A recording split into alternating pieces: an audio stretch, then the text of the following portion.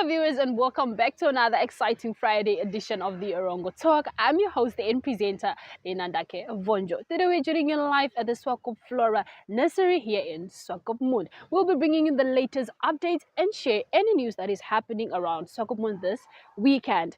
In today's show, Phillip Seidler gives us the lowdown of the TeamFlippy corporate volleyball tournament taking place this weekend at the Swakopmund Mole. Additionally, Shikuambi shares more about the Namport Nedbank Powerhouse challenge set for the 1st of November, but entries are also closing soon. Our main focus today is on our visit to the construction site of the new Stepping Stone Special Education School here in Swakopmund.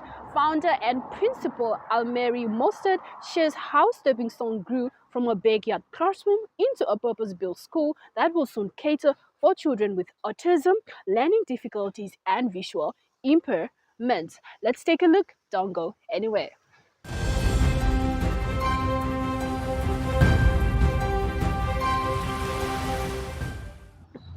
First up from our news desk, members of the Mine Workers Union MUN, together with affected employees of Bethang Mining Technology Services, held a demonstration in Swakopmund on Wednesday to protest against alleged unfair labor practices. Stansilas Imbodi, vice chairperson of the NUNW Erongo region, outlined the group's key demands and recommendations. Let's have a look. The Mine Workers Union and Contractors of Bethang Mining Technology Services held a peaceful demonstration to address pressing issues affecting their members and the broader workforce. They handed over a petition demanding for recommendations. Employees respectively demand the following action within 30 working days from receipt of this petition. Yes. Independent investigation, immediate investigation into all allegations and appropriate corrective measures. Ratifications of decisions, reinstatements of original contracts, and reversal of all unlawful alterations of employment terms. Equal treatment, end to discriminatory practice, and introduction of a fair benchmarking system. Back pay, and I have to repeat this. Yes. You do your things and you don't want to back pay people as they deserve.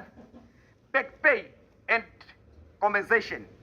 Immediate payment of all outstanding remunerations and benefits due to affected employees. Down, Black Chinese, down! Down! Down, Black Chinese, down! Down!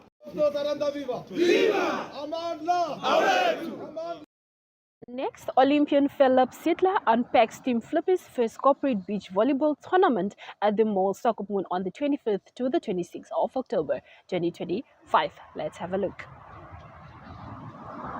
We're going to be talking about weekend's TeamFlippy first beach volleyball tournament. Yes. Tell us everything. So we, like how you said, we have next weekend, the 25th and 26th of October at the Mole, which is a Saturday and Sunday. We're going to have a TeamFlippy corporate volleyball tournament where we're going to have a tier side for the competitive players, which is also just like non-corporate teams, just like the volleyball teams from the entire Namibian Volleyball Federation. And then we're also going to have more a forward side where there's going to be one lady always on court to make it fair.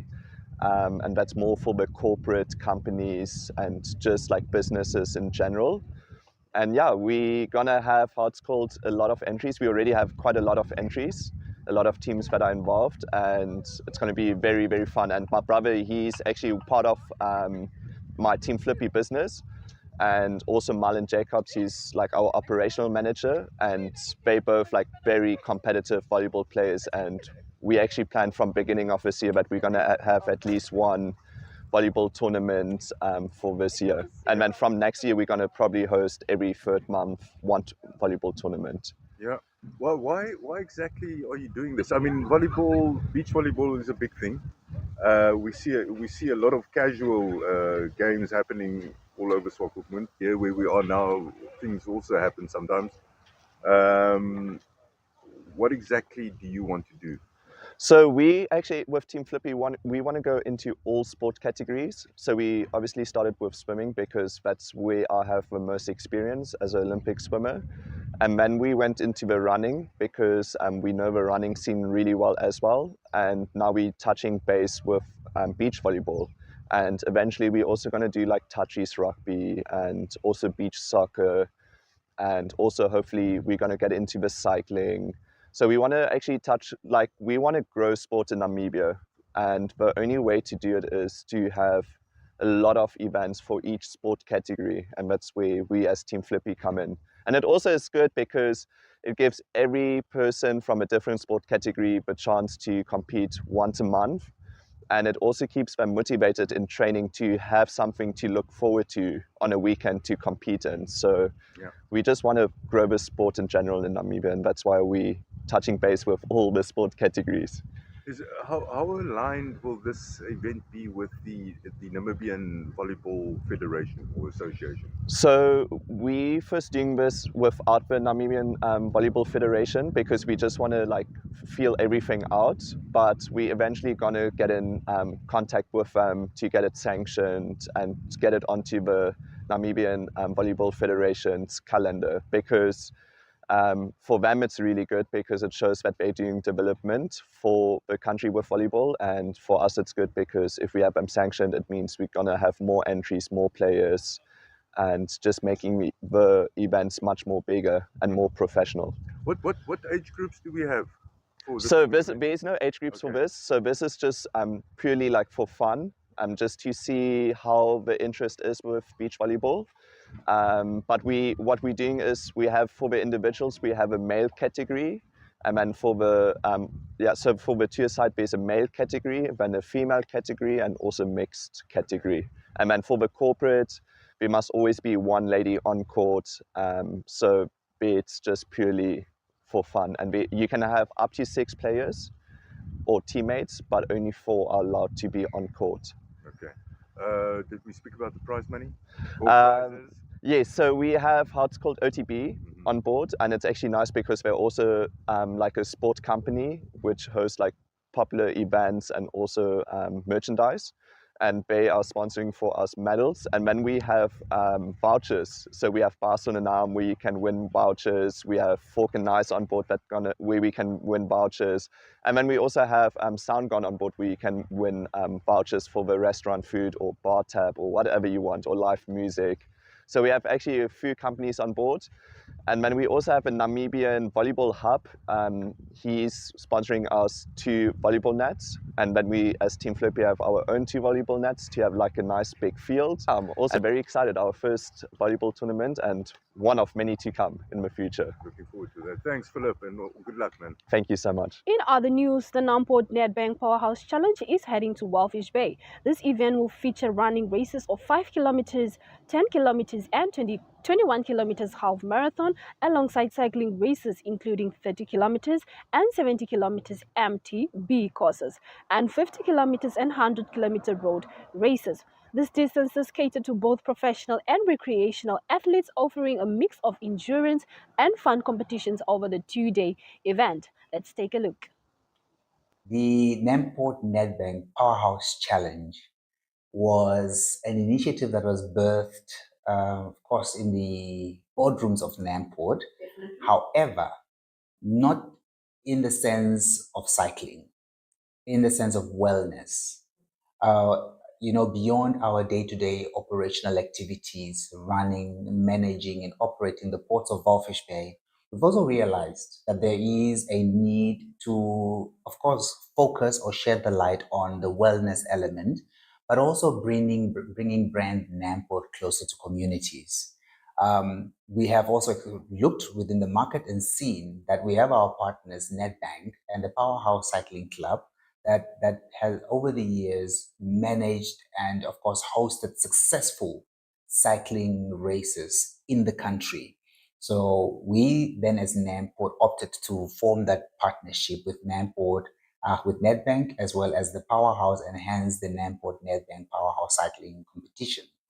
This initiative was launched earlier this year in Ludritz, and of course we recently held a very successful race during the Crayfish Festival in Ludres, that also saw great numbers from the South and internationally participating in that particular initiative. And the idea is really also just to bring cycling close to people, where cycling was in the past perceived a mode of transportation. We are now also introducing it as a potentially competitive sport, but also a sporting code through which you not just drive the wellness narrative, but also drive the economic, narrative that you can actually make a living out of participating in competitive cycling. So this is really the premise behind it all. And so having a brand like Nedbank and Powerhouse partner with us in this initiative has really catapulted us into this space. The event is scheduled to take place, of course, on the 1st and the 2nd of November, whereas on the 1st, we have the running races. So we have the 5 kilometers, the 10, and of course the 21-kilometer races, running races that will be happening, as well as the mountain biking. So we have a whole mountain biking getting into the Dorop National Park. Just last week, we've gone to check the routes, and it's quite exciting. I'm not a cycler. I was in the car.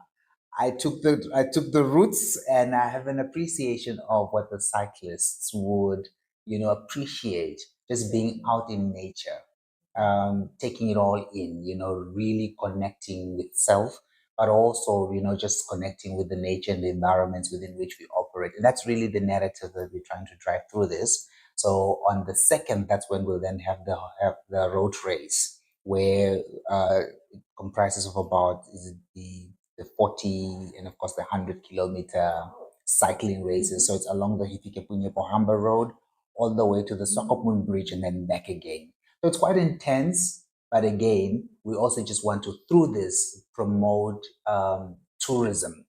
Many people that are coming from other regions have never been within the Dorop National Park to appreciate the fauna flora that exists within that space.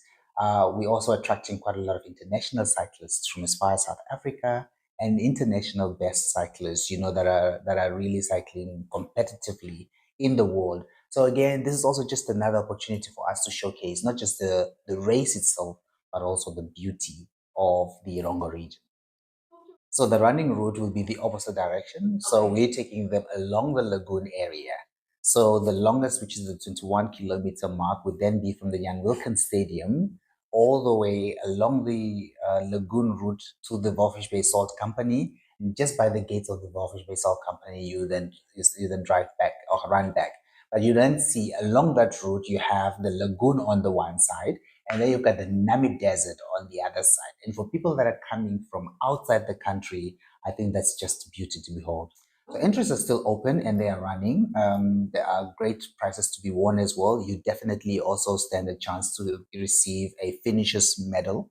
So the 30th of October is the envisaged closing date for entries. However, there is a provision made for late entries, which we ideally would like to avoid, but we do know that there are circumstances that lead to, the late entry. So we will definitely create that provision for late entrants as well, which would then be the 31st of October. Now, tell us the message to the community. Must they come join? Just talk to us. Leandre, I must tell you, when we took this initiative to Ludrets, we thought Ludrets is a very small town and people would not participate, but you'd be surprised. The gentleman who won the mountain biking competition in Ludrets was a local boy with a normal mountain bike, standard mountain bike, and he outraced professionals on that patch. And the number of, I would want to say, amateur cyclists that participated in that initiative was so big that the community of Ludrets really came to support. And I think coming to Volfus, which is a bigger market, a bigger space, and it's, the accessibility for many to come because Ludrets was a bit far, we envisage great numbers. So what I can say to the public is, come and let's have fun. Let's promote wellness. let us take advantage of these opportunities presented by the stakeholders. I want to particularly also really at this juncture appreciate, Nedbank for having come on board, the Powerhouse Cycling Club, the Walvis Bay Municipality, and all stakeholders that have really come on board to make sure that this event is a success. But I must also say, the event coincides with the Erongo Business and Tourism Expo. So you come to Walvis Bay for the expo, and then there you have the cycling competition, or you come for the cycling competition and there you have the Erongo Business and Tourism Expo. So two big events happening over that weekend in the town of Walvis Bay, and I can but only say, come and experience Walvis Bay at its best. We're going to tackle the 21 kilometers. Watch this space. Thank you so much, Cliff, for your time. Really appreciate it. Thank you, Leandre. And that's it from our news desk. Do visit our website on www.erongo.com.na. Up next, founder and principal Almarie Mostert shares how Stepping Stone Special Education School grew from a backyard classroom into a purpose-built school that will soon cater for children with autism, learning difficulties, and visual impairments. Let's take a look.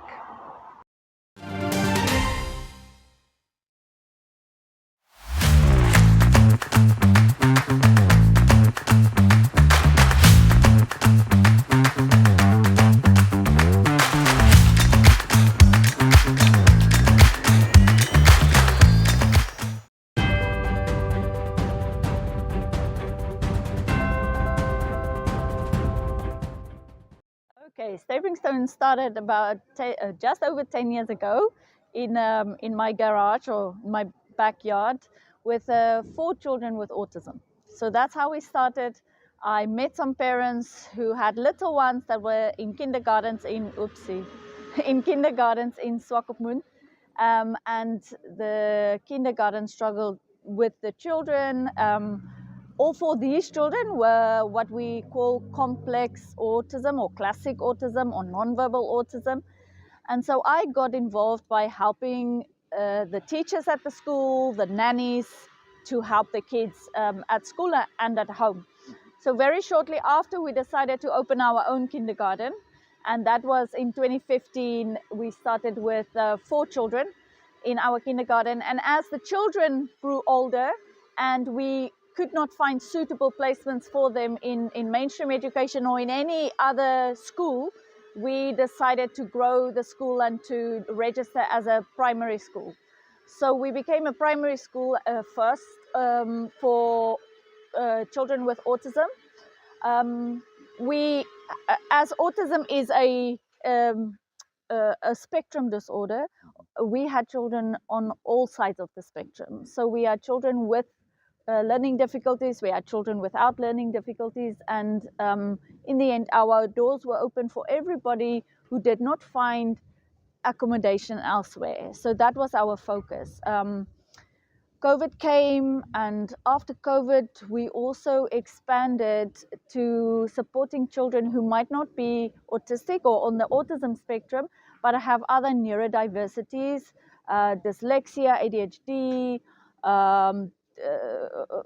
sensory processing disorder, anybody who really struggled in the mainstream classes of 20, 30, 40 children in a class. And so as we grew, we had our children in different departments.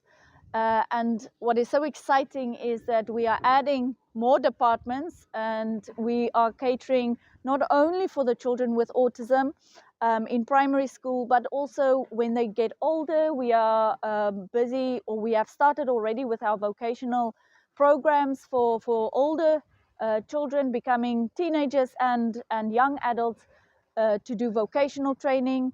Our learning support department, we are doing the Namibian curriculum there, but we are expanding to including vocational training for those who can't go on and do mainstream high school. And then we are also adding a department for visually impaired as from 2026. Well, we currently have 49 49 at the moment, children enrolled and on site.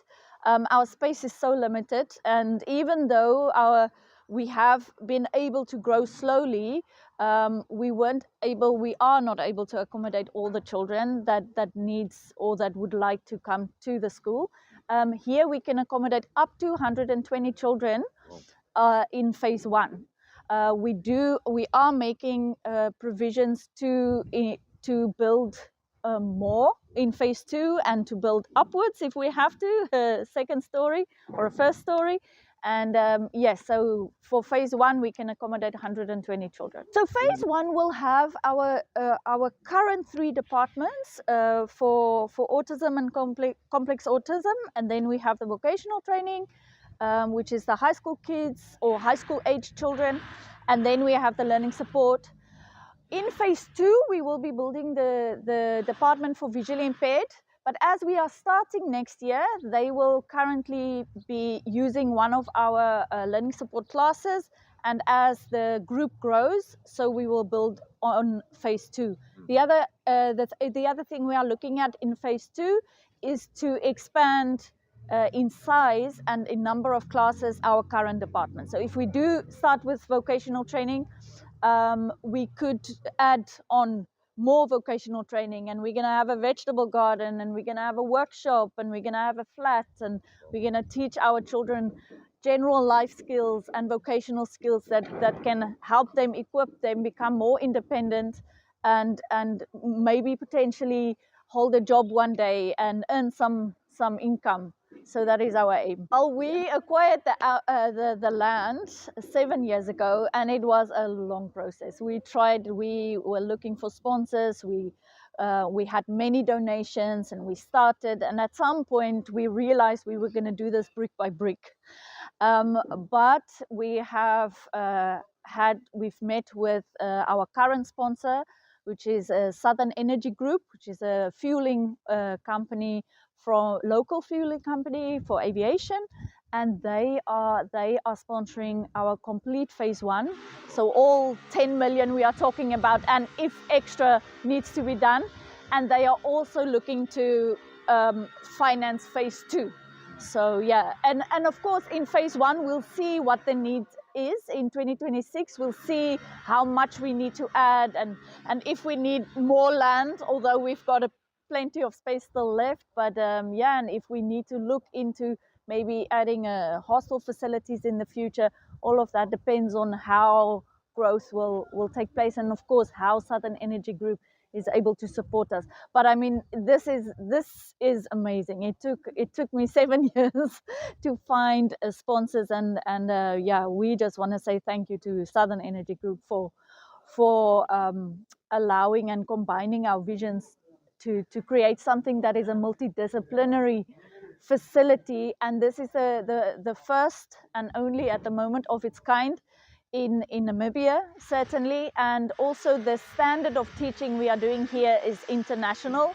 We are working on an international standard of teaching.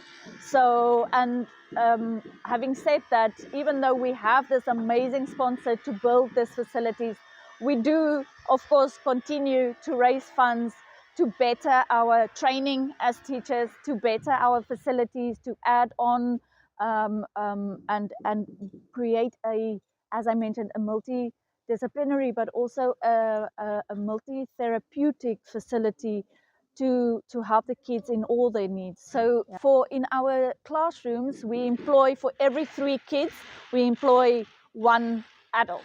And then of course we have the grounds people and the administration staff.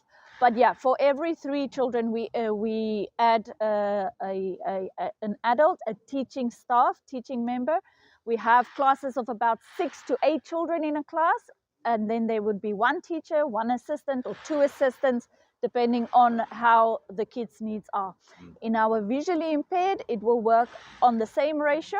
So we are starting with 3 children next year, and so we have a teacher, and as the numbers grow, we will add a teaching assistant, add classrooms, and so on. So with the visually impaired, we are starting with grade 1, grade 0, grade R, and grade 1. And we will grow as the children as the children get older. So we're not, at the moment, not taking visually impaired for ages grade 1 to grade 12. We are starting with grade 1 and we are gradually building up. We are definitely going to have a ribbon cutting ceremony. We haven't secured our date yet because we also want to speak with the ministers and see who we can invite. But the builders are handing over, the construction company is handing over to us at the end of November. So we are moving from our current facilities here in December, which is in the time when most schools are anyway closed. So we will be moving in here and doing all the last final touches. So we'll start our next school year in our new facilities. Life is unpredictable and one needs to be protected against any eventuality. Get Santam legal access from as little as 50 Namibian dollars a month for when you find yourself in need of legal representation due to civil cases, criminal prosecution, and family matters such as divorce, child maintenance, and custody. It also covers labor disputes, disciplinary hearings, and unfair dismissal or retrenchment. With Santam Legal Access, you'll receive free legal advice on almost every legal aspect, whether the specific matter is covered by your policy or not. For true peace of mind and legal protection when you need it most, call us on 061 292 8000. Santam. This is freedom. And that brings us to the end of our show for today. Don't forget to check out our social media pages on X, TikTok, Instagram, and Facebook. Also, don't forget to check out our TV channels at DSTV channel 285 and GoTV channel 25. We'll be here with the Erongo shows on every Wednesday and Friday to give you the latest updates, the latest news that is happening in and around Erongo region. From me and the rest of the Erongo team, it's bye!